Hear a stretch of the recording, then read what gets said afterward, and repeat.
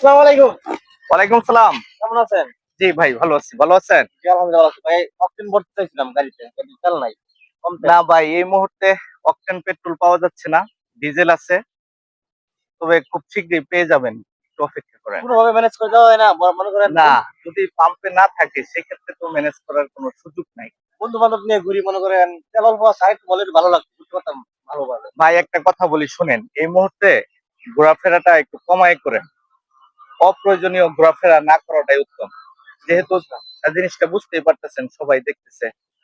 আসসালামু আলাইকুম স্যার। ওয়ালাইকুম সালাম। স্যার পাম্পে তেল আছে স্যার, তেল নিতে আসছিলাম। না, এই মুহূর্তে তো তেল নাই। আমার তেলের খুব প্রয়োজন স্যার, খুব দরকার ছিল। আমি শেরপুর যাওয়ার লাগে একটু রোগী হাসপাতালে ভর্তি স্যার, তাহলে রক্ত দিতে হবে সিজারের রোগী হসপিটালে।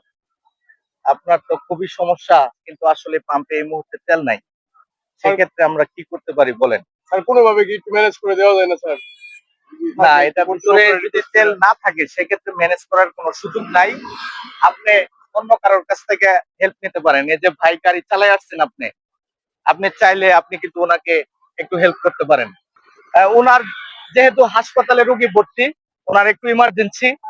আর আমি যতদূর বুঝতে পারছি আপনি বাইকটা চালায় আসছেন, তাহলে আমার মনে হয় আপনার বাইকে তেল আছে। আপনার সদিচ্ছায় আপনি চাইলে ওনাকে 1 লিটার তেল দিতে পারেন। আপনি যেভাবে বললেন আমিও বুঝতে পারছি যে উনি অসুবিধার ভিতর আছে। আমি চেষ্টা করব কতটুকু তেল দেওয়া যায়। জি, ভাই দিলে আমার অবশ্যই খুব উপকার হবে ভাই। অবশ্যই। তেল, হ্যাঁ। ভাই সম্পূর্ণ 1 লিটার দিতে পারলাম না। কতটুকু কোনোভাবে দিয়েছি।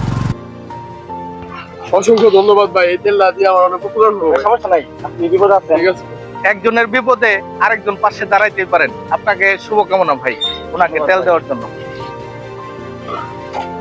আগে।